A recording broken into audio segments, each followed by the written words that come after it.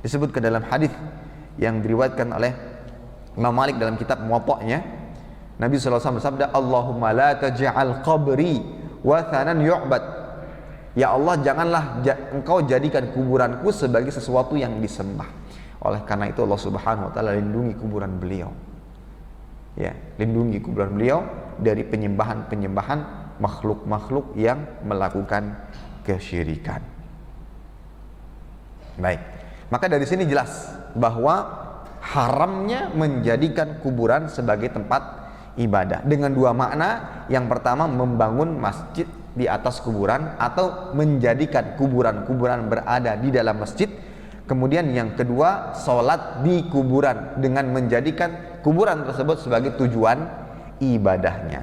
Baik, mungkin ada yang bertanya, bagaimana dengan kuburan Nabi Muhammad SAW yang secara pengetahuan kita saat ini berada di dalam Masjid Nabawi? Maka ada beberapa jawaban. Yang pertama, Masjid Nabi SAW tidak dibangun di atas kuburan Nabi Muhammad SAW.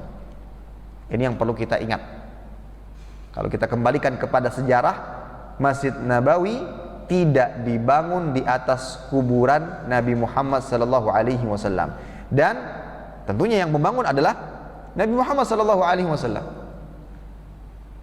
Yang membangun Masjid Nabawi adalah Nabi Muhammad SAW, dan beliau membangunnya tidak di atas kuburan siapapun juga. Kemudian yang kedua, Nabi Muhammad SAW tidak dikubur di dalam masjid. Ketika beliau meninggal dunia, beliau tidak dikubur di dalam masjid, tapi beliau dikubur di mana? Di rumah beliau sendiri, di hujrati Aisyah radhiyallahu taala anha.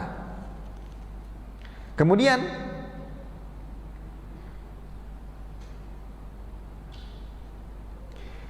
dimasukkannya, setelah bergantinya zaman, kemudian Masjid Nabawi dibutuhkan adanya perluasan, ya. Dimasukkannya rumah-rumah Nabi SAW, termasuk diantaranya rumah Aisyah yang mana Nabi SAW dikubur di dalamnya. Dimasukkannya rumah-rumah tersebut kepada area masjid ini tidak berdasarkan persetujuan semua sahabat. Jadi ada di antara para sahabat yang tidak setuju dengan perbuatan tersebut dan tidak dibenarkan oleh para sahabat. Di antara sahabat yang menentang adalah Sa'id bin Musayyib.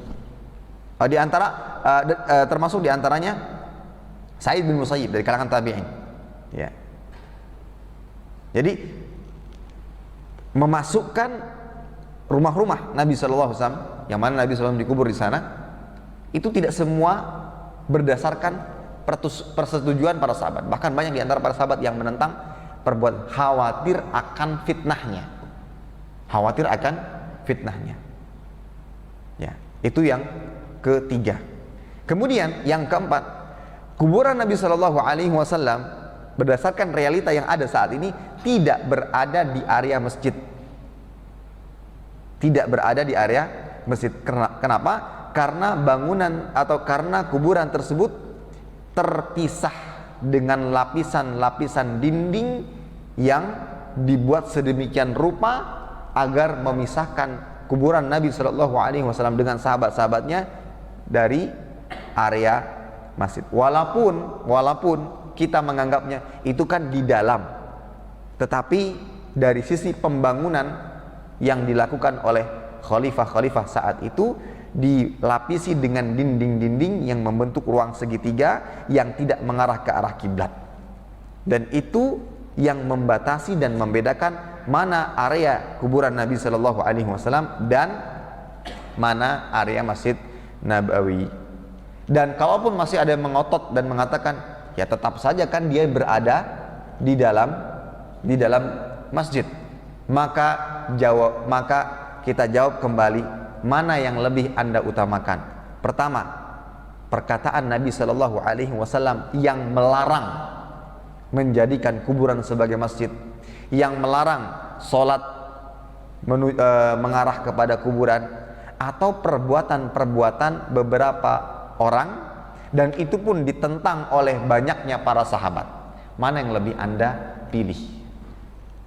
Anda lebih memilih perbuatan-perbuatan sebagian manusia dan itu pun ditentang oleh banyak para sahabat, atau lebih memilih sabda Nabi Shallallahu Alaihi Wasallam yang mana beliau dengan lisannya melarang menjadikan kuburan-kuburan sebagai masjid. Jika memang masih dikatakan bahwa kuburan Nabi Shallallahu Alaihi Wasallam berada di dalam masjid. Tapi para ulama mengatakan, diantaranya yang dijelaskan oleh Syekh Muhammad Shalih Utsaimin, bahwa kuburan Nabi Shallallahu Alaihi Wasallam dilapisi dengan beberapa lapis dinding yang memisahkan kuburan beliau dengan area masjid.